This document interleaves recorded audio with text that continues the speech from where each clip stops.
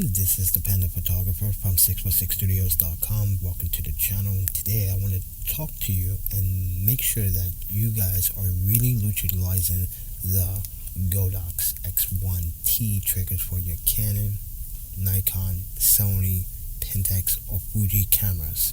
Now, take this with a grain of salt. This is what I've been playing with for quite some time. I've been doing this personally and educationally for quite some time, over a year now, since I had these triggers. Yes, I also have a second trigger as a backup. But keep in mind that you need to be very focused on about what happens with your triggers. Now, the first thing I want to talk to you about is the status bar. Now, if you see that status bar blink a few times, that means you have low power into your batteries.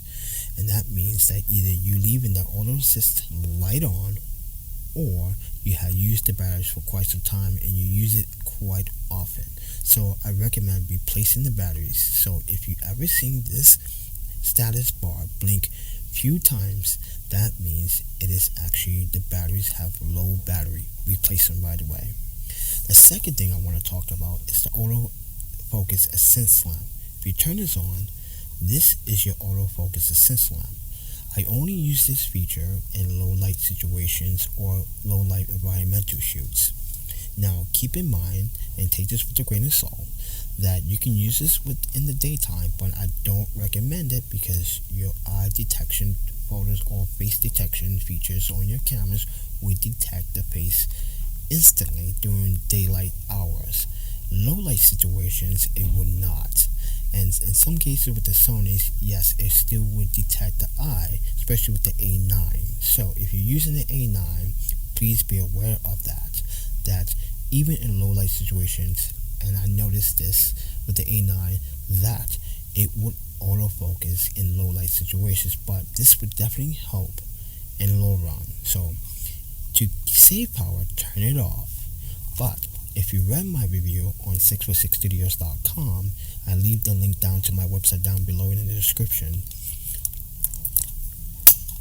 I had this very same batteries in here since last year of August.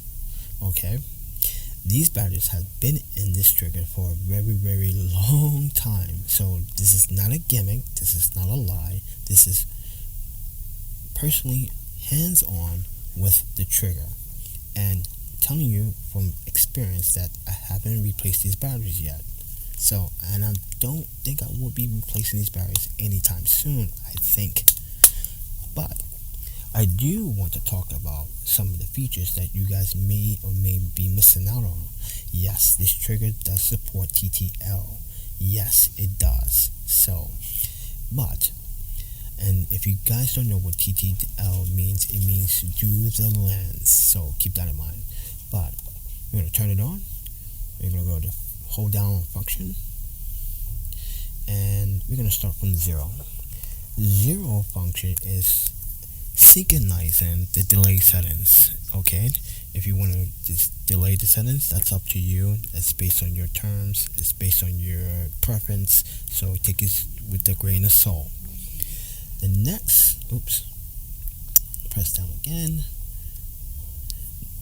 Now, function 1 is single contact mode. Basically, single contact mode is to set the icon which you see displayed here, right?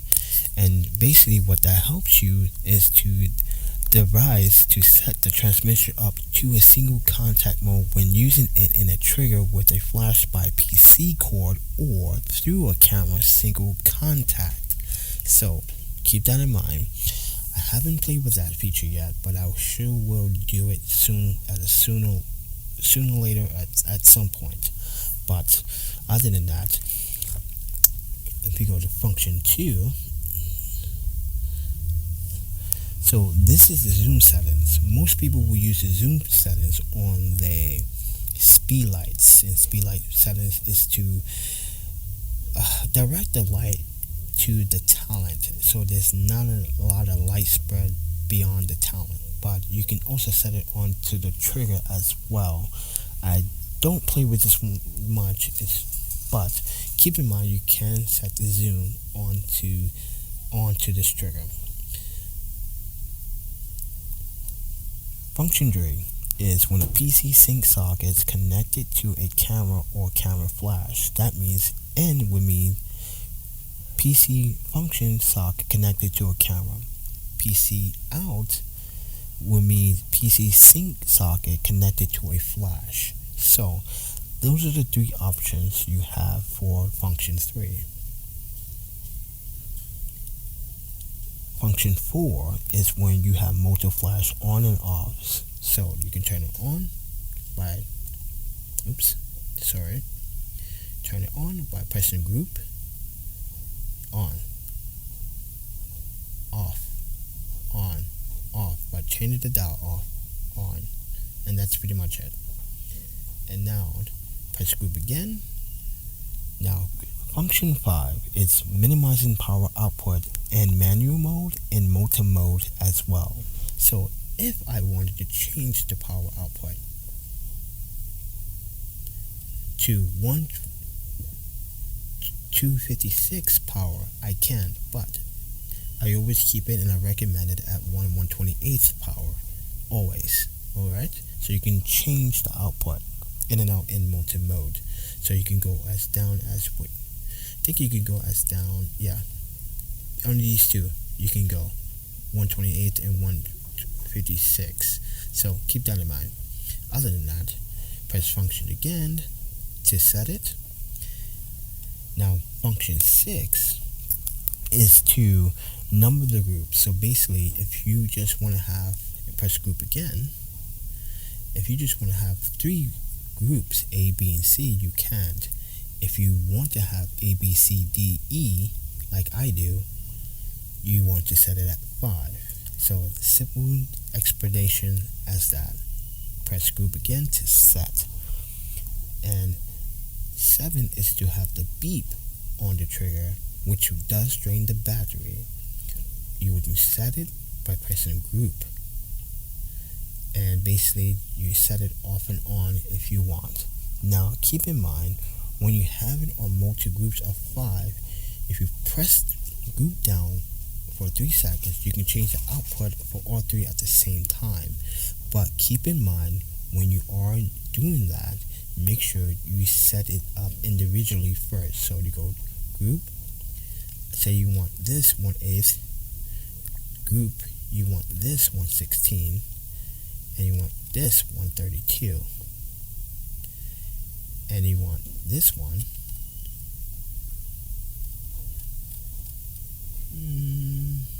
actually I think I need to set the flash on that one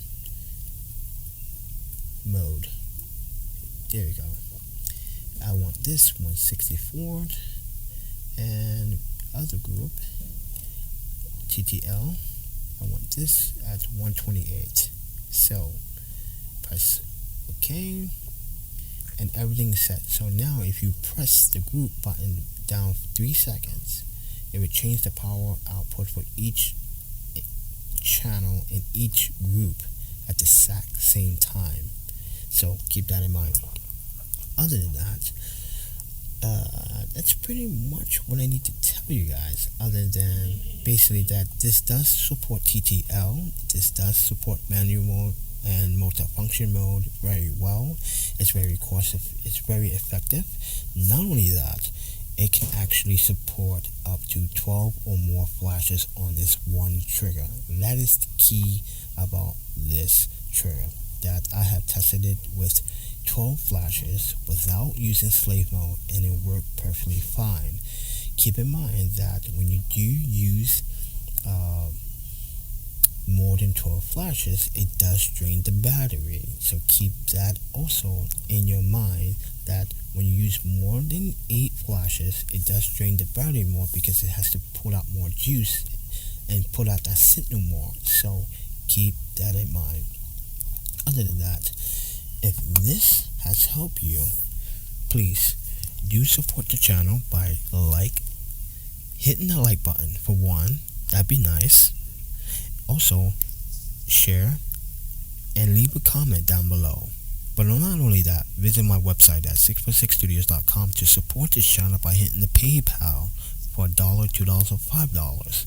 but I have content you can read on my website, and I have content that you can actually look through my gallery, but more reviews on products. Hopefully this has helped you and understand how to use the transmitter better for your Godox system. Other than that, this is Keiki Alexander, the Panda Photographer. You can visit me at the Panda Photographer on Instagram, and I will see you guys in the next video. Peace, and have a good one.